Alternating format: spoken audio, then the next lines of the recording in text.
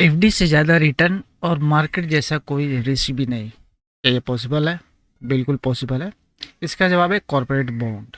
जानेंगे आज के इस वीडियो में। क्या क्या जानने वाले हैं आज के इस वीडियो में? कॉर्पोरेट बॉन्ड सिंपल भाषा में होता क्या है, बॉन्ड लेने से पहले आपको किन किन बातों का ध्यान रखना होगा, उसके बाद आप बॉन्ड सेलेक्ट करिएगा। बॉन्ड वर्सेस एफडी और म्यूचुअल फंड किस तरह ये मार्केट में अदर जो ऑप्शन है उससे बेहतर है, आपके लिए क्या ये सही समय है इन्वेस्टमेंट का, सिंपल इंटरेस्ट को हम लोग कैसे कंपाउंडिंग में बदलेंगे वो भी मैं आपको इस वीडियो में बताऊंगा, क्योंकि इसमें सिंपल इंटरेस्ट मिलता है, लेकिन उस सिंपल इंटरेस्ट को कैसे कंपाउंडिंग में बदलेंगे मैं आपको इस वीडियो में बताने वाला हूँ। और लास्ट में हम लोग देखेंगे कि भाई क्या हिसाब किताब है टैक्सेशन का इस बॉन्ड के ऊपर, यानी कॉर्पोरेट बॉन्ड को लेकर। इंपॉर्टेंट वीडियो होने वाला है, मेक श्योर अंत तक जरूर देखिएगा। चलिए वीडियो को शुरू करते हैं हम लोग। तो कॉर्पोरेट बॉन्ड एक्चुअली होता क्या है, सिंपल भाषा में अगर बोला जाए तो कॉर्पोरेट बॉन्ड वो होता है कंपनी को आप एक तरह से लोन देते हैं, यानी कि आप कंपनी को फिक्स अमाउंट एक लोन देते हैं भैया, और कंपनी जो आपसे प्रॉमिस करती है कि आपको इसके ऊपर फिक्स इंटरेस्ट हर पीरियड के अंत में, हर महीना या फिर क्वार्टरली आपके खाते में जमा हो जाएगा। तो ये एक तरह से लोन है जो आप कंपनी को देते हैं। पहले से इंटरेस्ट फिक्स रहता है, इतना आपको इंटरेस्ट मिलेगा, और वो इंटरेस्ट आपको हर पीरियड में, हर महीने या क्वार्टरली आपके खाते में जाता रहता है। और प्रिंसिपल अमाउंट जो है, जो इनिशियल अमाउंट आप जमा देते हैं, आप बॉन्ड खरीदते हैं, वो आपके कंपनी के साथ बना रहता है। कब तक? मैच्योरिटी है तक। मैच्योरिटी क्या होता है? मान लीजिए बॉन्ड जो आप खरीदते हैं वो 1 साल, 2 साल, 5 साल, 10 सालों के लिए खरीदते हैं। वो जब पीरियड खत्म होता है तो वो जो इनिशियल अमाउंट आपने जमा दिया था, कंपनी जो है आपको वापस कर देती है। तो ये प्रिंसिपल अमाउंट है जो आपको मैच्योरिटी पे मिलता है। अब ये जो मंथली क्रेडिट होता है ये सिंपल इंटरेस्ट होता है, ये कंपाउंडिंग नहीं होगा, क्योंकि कंपाउंडिंग तभी होता है जब मान लीजिए आपके प्रिंसिपल के साथ इंटरेस्ट भी ऐड होता रहता है, और दोनों जोड़कर फिर अगले पीरियड के लिए उस दोनों पर इंटरेस्ट मिलता है, तो कंपाउंडिंग होता है। लेकिन इस केस में कंपाउंडिंग नहीं होता, लेकिन फिर भी मैं आपको एक तरीका बताऊंगा कि आप इस इंटरेस्ट को कैसे कंपाउंडिंग में भी बदलिएगा, वो हम लोग आगे देखेंगे। तो ये सिंपल भाषा हो गया कि बॉन्ड होता क्या है, कॉर्पोरेट बॉन्ड आप समझ गए होंगे। इसको आप चलिए एक एग्जांपल से समझते हैं। मान लीजिए कोई बड़ी कंपनी है, उसको 1000 करोड़ पैसा चाहिए। अब पैसा उसको चाहिए तो पब्लिक में उसने बॉन्ड इशू कर दिया। अब बॉन्ड मान लीजिए 1000 करोड़ का बॉन्ड कंपनी ने इशू किया। अब 1000 करोड़ में जिसका जितना, जो भी इन्वेस्टर है जिसकी जितनी कैपेसिटी है, जितना कैपिटल है उसके पास, उतना वो बॉन्ड खरीद सकता है। मान लीजिए 10,000 रुपये आपके पास है, 10-20 हज़ार, उससे आप बॉन्ड उतना ही खरीद लेगा। अब उतना लोन आपका हो गया कंपनी को, उस पर फिक्स इंटरेस्ट मिलेगा। 10,000 रुपया आपने किसी पर्टिकुलर कंपनी का बॉन्ड खरीद लिया। अब उस पर फिक्स अमाउंट हो गया भाई कि 10,000 रुपये, इतना परसेंट, इतना रुपया आपको हर महीने आपके खाते में दे दिया जाएगा। अब यहाँ एक बात कि अब बीच में भैया मान लीजिए मैंने 5 सालों के लिए 10,000 रुपया आपने लगाया। अब 10,000 पे फिक्स अमाउंट कंपनी ने इंटरेस्ट देना शुरू कर दिया, महीना आपको इंटरेस्ट मिल रहा है। 5 साल हुए भी नहीं, आप बीच में ही उसको, मान लीजिए आपको पैसा का दरकार लगे, तो क्या भैया हम पैसा निकाल पाएंगे? मान लीजिए आपने बॉन्ड खरीदा, बीच में ही आपको 5 साल से पहले ही आपको पैसा चाहिए, कर पाएंगे? बिल्कुल कर पाएंगे। एक क्लिक में आप पैसा अपना विड्रॉ कर पाएंगे। इस पर कोई ऐसा अर्ली एग्जिट का कोई पेनल्टी वगैरह भी अर्ली विड्रॉल का नहीं लगेगा आपको, एकदम सेफ है। आप जब चाहें आप पैसा वापस ले सकते हैं। किन लोगों के लिए बेस्ट है, किन के लिए ये बेस्ट नहीं है और किन लोगों के लिए बेस्ट है? सिंपल से बात है, रेगुलर इनकम जो चाहते हैं, जो लोग रेगुलर इनकम चाहते हैं, जिनको रेगुलर इनकम भाई क्वार्टरली या फिर हमको मंथली पैसा आना चाहिए, कुछ इंटरेस्ट, एक अमाउंट फिक्स कर दिए, एक अमाउंट 10,000 20,000 लगाकर, ये बड़ा अमाउंट लमसम लगाकर बॉन्ड खरीद लिए, उस पर एक फिक्स अमाउंट भी चाहिए हमको ताकि मेरा खर्चा पानी चलती रहे। तो ऐसे लोग बॉन्ड में इन्वेस्ट कर सकते हैं, उनके लिए बेनिफिशियल होता है। आपको क्वार्टरली या फिर मंथली पैसा आता रहेगा। आपका पैसा जो आपने लगाया है वो पैसा प्रिंसिपल पड़ा हुआ है, जब आपका मैच्योरिटी हो जाएगा तो वो पैसा जो है कंपनी आपको दे भी देगी, बस आपका मंथली जो है इंटरेस्ट मिलता रहेगा। एफडी से ज़्यादा इन्वेस्ट इसमें मिलता है, इंटरेस्ट मिलता है। तो इन्वेस्टर के लिए एक वो लोग जो ज़्यादा इंटरेस्ट भी खोज रहे हैं, जो लोग एफडी से थोड़ा ज़्यादा रिटर्न चाहते हैं, वो लोगों के लिए ये बेस्ट है कॉर्पोरेट बैंक। भाई एफडी में ना लगाकर हम एफडी में ओवरऑल कितना मिलता है, 7 से 8% आपको कोई भी बैंक से आपको मिलेगा, लेकिन आपको कहीं ज़्यादा उससे मिलेगा। यानी कि आपको 7-8% से कहीं ज़्यादा आपको कॉर्पोरेट बॉन्ड में आपको इंटरेस्ट मिलेगा। यहाँ पे कॉशियस इन्वेस्टर होते हैं, मतलब भाई कि जो वोटेलिटी में नहीं जाना चाहते, मार्केट के अप डाउन्स में नहीं, मार्केट में पैसा नहीं लगाना चाहते क्योंकि कभी भी कुछ हो सकता है। तो बिना रिस्क वाला अगर इन्वेस्टमेंट चाहते हैं और फिक्स अमाउंट चाहते हैं, कोई मार्केट का उतार चढ़ाव से कोई फ़र्क उन पर ना पड़े अगर चाहते हैं, उनके लिए बेस्ट है भाई। मार्केट बढ़ेगा घटेगा कोई मतलब नहीं, आपका फिक्स अमाउंट है। कंपनी जो आपको फिक्स अमाउंट इंटरेस्ट हर महीने आपके खाते में डालती रहेगी, चाहे मार्केट बढ़ेगा भैया चाहे मार्केट गिरे, कोई आपको दिक्कत होने वाली है, उनके लिए भी बेटर है। पोर्टफोलियो डाइवर्सिफायर है ये, मतलब जिन लोगों का पोर्टफोलियो में ऐसे इन्वेस्टमेंट का पोर्शन नहीं है जो कि सिक्योर है, फिक्स इंटरेस्ट आता है, उन लोगों के लिए बेटर है कि वो कॉर्पोरेट बॉन्ड में भी कुछ पोर्शन अपना पोर्टफोलियो का डाल के रखे, ताकि यहाँ पे सिक्योर अमाउंट आपका फिक्स अमाउंट रेगुलर मिलती रहे। बॉन्ड लेने से पहले आपको किन किन बातों का ध्यान रखना होगा? इन्वेस्टर को 5 पॉइंट जो है हमेशा ध्यान में रखना होगा। 5 पॉइंट ध्यान रखने के बाद आपको सिलेक्ट करना चाहिए कोई भी बॉन्ड कि भाई इसमें हमें इन्वेस्ट करना चाहिए कि नहीं। मार्केट में बहुत सारे आपको बॉन्ड जो है अवेलेबल मिल जाएंगे। बेस्ट कैसे जानेंगे कौन सा है भाई? 5 चीज़ें आपको ध्यान में रखनी है। सबसे पहला क्रेडिट रेटिंग। क्रेडिट रेटिंग पता करें, जिस कंपनी का बॉन्ड आप खरीद रहे हैं उस कंपनी का क्रेडिट रेटिंग क्या है मार्केट में, वो आप सबसे पहले जाने, क्योंकि सबसे इंपॉर्टेंट चीज़ वही है। उसी के बेसिस पे रिव्यू आपको पता चलेगा, उसी के बेसिस पे आपको ये जेन्युइनिटी पता चलेगा कि भाई इस कंपनी पे भरोसा करने लायक है, इन्वेस्ट करने लायक है या नहीं है। मान लीजिए आपने 5 सालों के लिए कोई बॉन्ड खरीदा किसी कंपनी का, तो 5 साल के बाद आपको कितना पैसा मिलेगा एल टू मैच्योरिटी, आप वो परसेंटेज वो जरूर जानिए। मैच्योरिटी पीरियड क्या रहेगा वो आपको पहले, क्या क्या पीरियड का, किस पीरियड के लिए मैच्योरिटी रहेगा, मतलब जो बॉन्ड आप खरीद रहे हैं उसका कितना टेन्योर है, क्या पीरियड है, कितने साल का, 1 साल का है, 2 साल का, 5 साल का है, ये जरूर देखिए। लिक्विडिटी उसमें क्या है, यानी कि क्या आप तुरंत पैसा निकाल सकते हैं। मान लीजिए आपने पैसा लगाया किसी बॉन्ड में, आपको ज़रूरत पड़ गया बीच में ही, तो क्या बीच में आप उसे कन्वर्ट कर सकते हैं, यानी कि क्या पैसा आप निकाल सकते हैं, उसे बेच सकते हैं, उससे बाहर आ सकते हैं, ये भी पता करिएगा। और एक इम्पोर्टेंट बात और कि बॉन्ड का टाइप आप जरूर पता करिए कि बॉन्ड भाई सिक्योर्ड है कि अनसिक्योर्ड है। बॉन्ड 2 तरह के जनरली बहुत टाइप के होते हैं, लेकिन जनरली 2 तरह के बॉन्ड समझिए आप, बहुत सारे टाइप के हो सकते हैं। मेन जो बेसिक होते हैं, बहुत से बॉन्ड होते हैं, बहुत से कंपनियां हैं ना अपना बॉन्ड को NSE BSE पे लिस्ट करती है, वो सिक्योर रहता है। वो सिक्योर रहता है भाई कि भाई यहाँ पे सब कुछ आपका डाटा वगैरह रहता है, सिक्योर्ड है।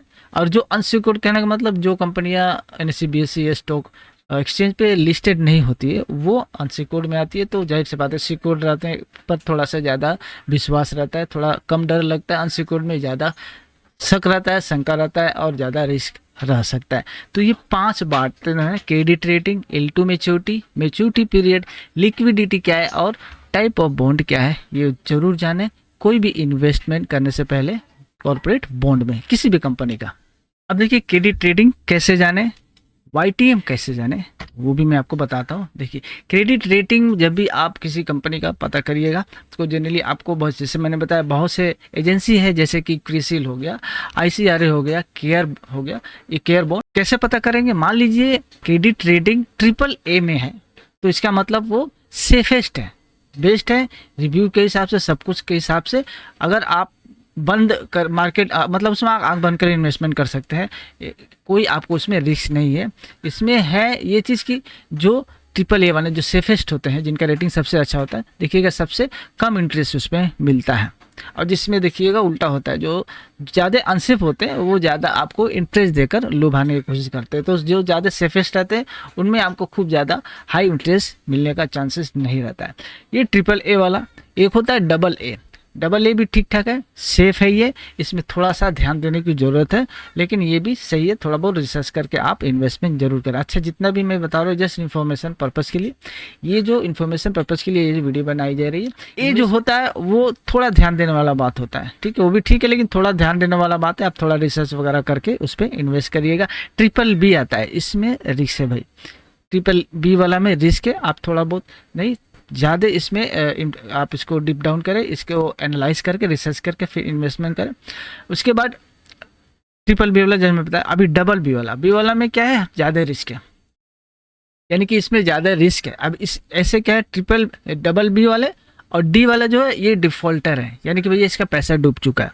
तो डबल बी वाला में अगर रेटिंग अगर है तो उसमें भाई आपको हाई रिस्क है, ध्यान दीजिएगा, इसमें सबसे ज़्यादा आपको इंटरेस्ट मिलेगा क्योंकि ये इसमें ज़्यादा हाई रिस्क रहता है। तो कंपनी को पहले एनालाइज कर लीजिएगा ऐसे वाले में, डबल बी वाले में, कि कंपनी का बैकअप कैसा है, फाइनेंशियल कैसा है, सब कुछ उसके बारे में पता करने के बाद ही डबल बी के टाइप में आप इन्वेस्ट करिएगा। मैंने बताया डी वाला जो है डिफॉल्टर होता है, इनका पैसा भैया अब डूब गया, पैसा इनका मिलने वाला नहीं है। तो मैच्योरिटी डेट क्या है, तो मैच्योरिटी पीरियड क्या होता है, लिक्विडिटी क्या होता है और टाइप बॉन्ड टाइप क्या होता है, ये ऑलरेडी मैंने बता दिया कि भैया मैच्योरिटी पीरियड हो, आप कितने सालों के लिए, 2 साल 5 साल 10 साल के लिए ले रहे हैं बॉन्ड, वो होता है आपका मैच्योरिटी पीरियड, जिसके बाद आपको पैसा मिलेगा।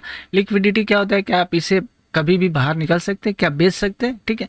तो ये आप एनएससी बीएससी पे क्या आप इसे बेच सकते हैं अगर लिस्टेड है, ये भी बहुत जानिएगा, क्योंकि जो अनलिस्टेड बॉन्ड होते हैं, अब जो लिस्टेड वाला जो होते हैं एनएससी बीएससी पे उसे तो आप बेच सकते हैं, लेकिन अनलिस्टेड जो बॉन्ड होते हैं खरीदार मिलने में टाइम लगता है उनको, क्योंकि वो लिस्टेड नहीं होते।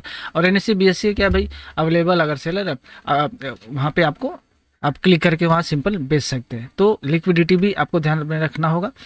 बॉन्ड टाइप जैसे मैंने बता दिया, सिक्योर और अनसिक्योर, इस पर भी आपको ध्यान देने वाली बात है। अब ये देखते हैं सिक्योर्ड वर्सेज अनसिक्योर्ड क्या होता है, ऑलरेडी मैंने बताया, डीट में जानते हैं। अब सिक्योर्ड और अनसिक्योर्ड में कुछ मुख्य बात भी है जो आपको ध्यान रखना होगा। सिक्योर्ड वाले में ये भैया ये बैक्ड बाय कंपनी एसेट होता है, यानी कि जितना का बॉन्ड ये लोग मार्केट में इशू करते हैं ना, उतना का एसेट जो है इनको रिजर्व में रखना होता है। किसी कारणवश अगर कंपनी दिवालिया वगैरह होती है तो इन एसेट को जो भी रखे बिल्डिंग जो भी एसेट है उसको बेचकर जो इन्वेस्टर है उनको पैसा चुकाया जाता है, इसीलिए यहाँ पे सेफ माना जाता है जो सिक्योर्ड बॉन्ड होते हैं। भले इनमें इंटरेस्ट थोड़ा कम होता है, थोड़ा सा स्लाइटली कम मिलेगा, लेकिन आपका पैसा जो है सेफ रहेगा, आप नींद अच्छी ले पाओगे, आपकी शांति रहेगी मन में। लेकिन अनसिक्योर्ड में भैया आपको नींद ठीक से नहीं आएगी, हमेशा रहेगा कि कब क्या हो जाए। अगर कुछ ऐसा होता है कि दिवालिया हो जाती है कंपनी तो आपका पैसा बिल्कुल डूब जाएगा, ठीक है, लेकिन इंटरेस्ट आपको यहाँ पे बहुत ज़्यादा दिया जाएगा, ठीक है। तो ये तभी लो जब कंपनी के बारे में आपको फंडामेंटल अच्छी तरह से मालूम हो, स्ट्रॉन्ग हो फंडामेंटल, तभी आप जो है अनसिक्योर्ड बॉन्ड में इन्वेस्ट करें। अब जो इंटरेस्ट मिलता है कॉर्पोरेट बॉन्ड पे वो होता है सिंपल इंटरेस्ट। भैया मान ली आपने 50,000 रुपया लगाया, 5 साल के लिए बॉन्ड खरीदा, हर महीने आपको इंटरेस्ट चाहिए, कंपनी ने प्रॉमिस किया हर महीने इंटरेस्ट आपको फिक्स अमाउंट पे आपके खाते में आ जाएगा, आपको इंटरेस्ट आता जा रहा है। पीरियड खत्म हुआ 5 साल, आपको जो है प्रिंसिपल अमाउंट मिल जाता है। लेकिन सिंपल इंटरेस्ट को कंपाउंडिंग में कैसे बदला जाए, ये जो इंटरेस्ट आपको मिलता है हर महीने ये सिंपल इंटरेस्ट रहता है, यानी कि 50,000 पे आपको जो भी परसेंटेज है 10%, 12 या 15 जो भी आपको खाता में आ गया, अब फिर अगले साल सेम अमाउंट आपके खाता में आ जाएगा। इसमें कंपाउंडिंग नहीं हो रही है, और कंपाउंडिंग जब तक नहीं होगी पैसा बनता नहीं है, कॉर्पस होता नहीं है बड़ा। तो कंपाउंडिंग इसको हम लोग कैसे कर सकते हैं, मान लीजिए मंथली आपके अकाउंट में जो पैसा है वो क्रेडिट हो रहा है, इंटरेस्ट का प्रिंसिपल तो कंपनी के साथ रहता है।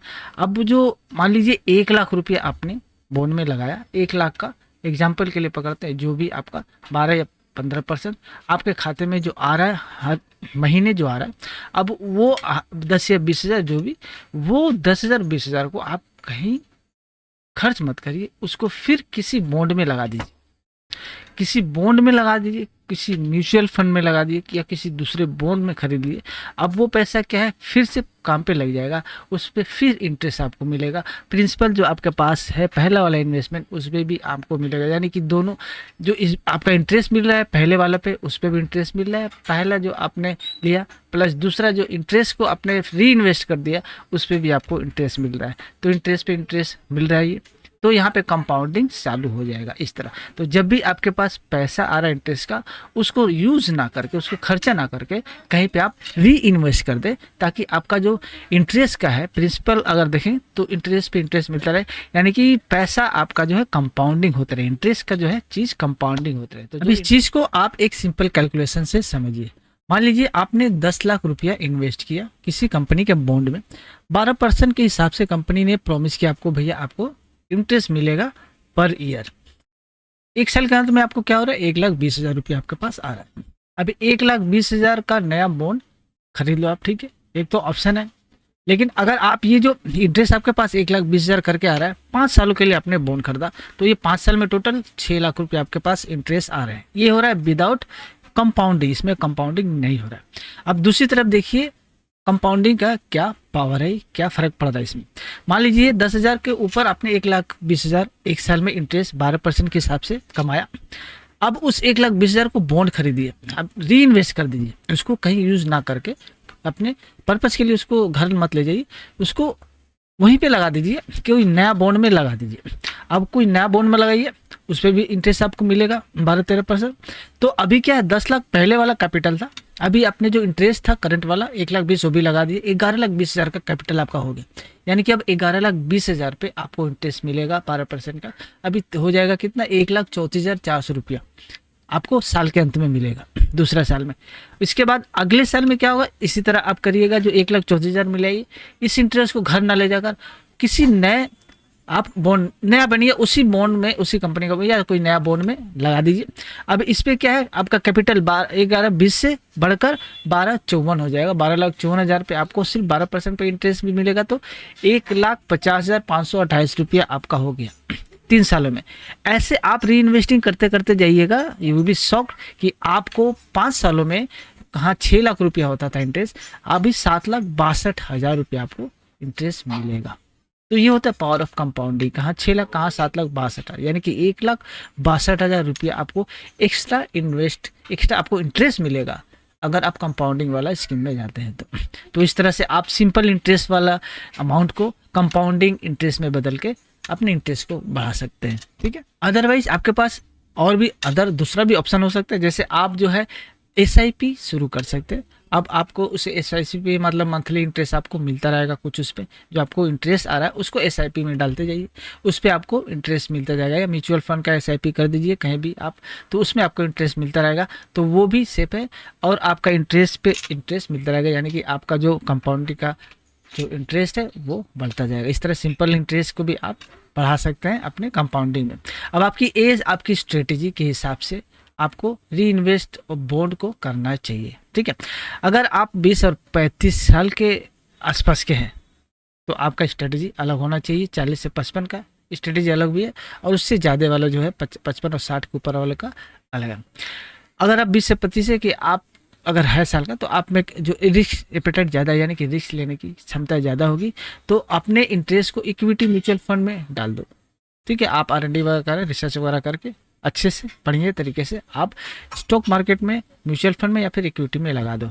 अगर आप 40 से 55 यानी मिड एज में हो तो आपको बैलेंस अप्रोच अपनाना होगा। हाइब्रिड या इंडेक्स म्यूचुअल फंड में आप SIP कर लो, सिंपल बेस्ट रहेगा, इसमें सिक्योर रहेगा आपका। अगर आप रिटायर्ड हो गए हो, you have been more than 60 years, capital preservation आपको करना होगा। सबसे पहले रिस्क नहीं लेना है बिल्कुल, आपको इंटरेस्ट को बैंक में रिकरिंग डिपॉजिट RD में सिंपल से डाल दो, बेस्ट स्ट्रेटेजी रहेगा आपके लिए। अब चलिए फाइनल शोडाउन में अगर करें तो corporate bond versus FD versus mutual fund, तीनों को कंपेयर करते हैं कि भाई कॉर्पोरेट बॉन्ड में इंटरेस्ट, FD का इंटरेस्ट और म्यूचुअल फंड का इंटरेस्ट एक बार कंपेयर करके देखते हैं किस तरह कॉर्पोरेट बॉन्ड जो है बाजी मारता है और आपके लिए बेहतर होता है। देखिए, सबसे पहले टिपिकल रिटर्न, अगर रिटर्न की बात करें तो फिक्स डिपॉजिट में मैक्सिमम 5 से 7% का आपको इंटरेस्ट मिलता है। कॉर्पोरेट बॉन्ड में अगर आप देखेंगे तो एवरेजली 10, 11, 12, 13 के आसपास आपको, यानी कि 10 से 13% के आसपास इंटरेस्ट मिलता है आपको। म्यूचुअल फंड में वही 8 से 15% में इसमें भी आपको मिलता है, ये वेरिएबल है। ठीक है, लेकिन कॉर्पोरेट बॉन्ड में प्लस पॉइंट है, आपको फिक्स रहेगा अमाउंट। ठीक है, म्यूचुअल फंड में वेरिएबल भी रहेगा। ठीक है, दूसरा पॉइंट रिटर्न गारंटी का, कितना रिटर्न, किस में क्या गारंटी है क्या। फिक्स डिपॉजिट में गारंटी रहता है भैया आपको इतना इंटरेस्ट मिलेगा, डजंट मैटर शेयर मार्केट ऊपर जाता है नीचे आता है, कि आपका जो है इंटरेस्ट जो है गारंटीड है, इतना पैसा आपको मिलेगा, आपका पैसा जो है खाते में चला जाएगा। म्यूचुअल फंड में कोई ऐसा गारंटी नहीं रहता है, रिटर्न का कोई गारंटी नहीं रहेगा, कितना रिटर्न मिलेगा depending on the situation, depending on the market, आपको कितना इंटरेस्ट मिलेगा। रिस्क लेवल क्या है तीनों में। फिक्स डिपॉजिट में वेरी लो है, आपने पैसा डाल दिया, FD कर दिया, एकदम आराम से घर पर बैठे, पैसा ऑटोमेटिकली बढ़ रहा है, जिस रेट पे है 5 से 7% आपको मिलेगा। लेकिन 5 से 7% क्या है, आपका इन्फ्लेशन में ही चला जाएगा। लेकिन जो है फिक्स है, कोई टेंशन नहीं है, मार्केट अप डाउन का कोई दिक्कत नहीं है, होता रहेगा।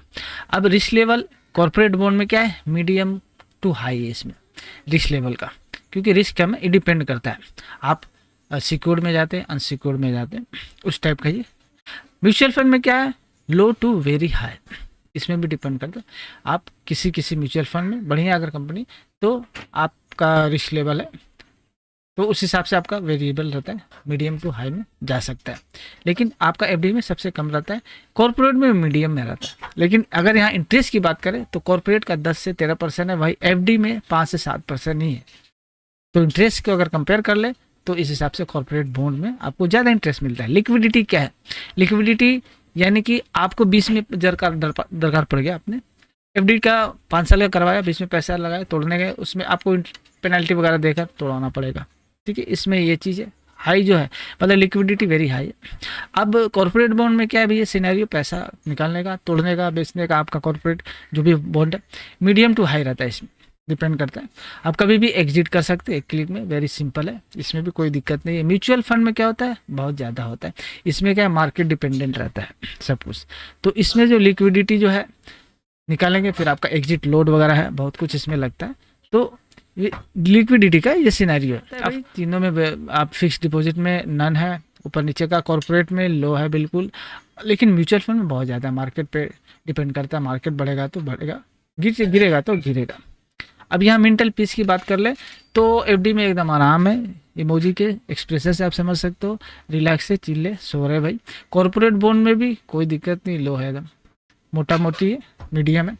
म्यूचुअल फंड में आपका है डिपेंडेंस रहता है भाई, चिंता की बात रहेगी, आपको हमेशा एक तरह से दिमाग ला कर रखना पड़ेगा, सोचना पड़ेगा भाई अभी मार्केट गिर गया तो म्यूचुअल फंड में का इंटरेस्ट भी गिर जाता है, तो उसमें थोड़ा सा आपको चिंता रहते रहेगी, हमें दिमाग में बात रहता है। तो ये सिनेरियो अगर कंपेयर करें तीनों, रिटर्न को लेकर, गारंटीड रिटर्न होता है उनको लेकर, रिस्क लेवल, लिक्विडिटी, वोलेटिलिटी, इसके बाद मेंटल पीस का सिनेरियो ये है। अब चलिए आ जाते हैं भाई टैक्स का क्या हिसाब किताब है कॉर्पोरेट बॉन्ड को लेकर। इंटरेस्ट इनकम जो है, इंटरेस्ट पे इनकम लगता है, आपको पता है। अब इनकम पे क्या होता है, अगर सेल करते हैं तो क्या होता है, अगर तो आपका मैच्योरिटी पे पैसा मिलता है तो क्या इंटरेस्ट टैक्स वैक्स लगता है उस पर, क्या है जो भी इंटरेस्ट आपको मिलता है ना, वो आपकी टोटल इनकम में जुड़ जाता है। आपने मान लीजिए मंथली इंटरेस्ट ले रहे हैं, आप क्वार्टरली ले रहे हैं, 6 महीना का ले रहे हैं, 1 साल में ले रहे हैं, जो भी है आपका वो जो मंथली आपका जो पूरे साल का जो है इनकम है उसमें आ जाता है। और आपका जो इनकम टैक्स का स्लैब है उसके हिसाब से आपको टैक्स उस पर देना पड़ता है पूरे साल में जो भी आपका ऐड हुआ। अगर इंटरेस्ट 5,000 से ज़्यादा होता है तो ये बात है कि 10% करके टीडीएस बैंक काटता है, ठीक है, लेकिन वो 10% जो काटता है आपके खाते में ही, आपके पैन में ही जमा होता है, आप उसे रिफंड ले सकते हो उसका, ठीक है। अब जब आप सेल करते हैं, on selling before maturity, maturity से पहले अगर सेल करते थे, मान लीजिए 5 साल के लिए हुआ है, आपने 20 में 3 साल 4 साल बाद ही सेल कर दिया, तो सेल करने में 2 सिनेरियो होगा। लिस्टेड अगर बॉन्ड है तो अलग सिनेरियो है, लिस्टेड की अनलिस्टेड के लिए अलग है।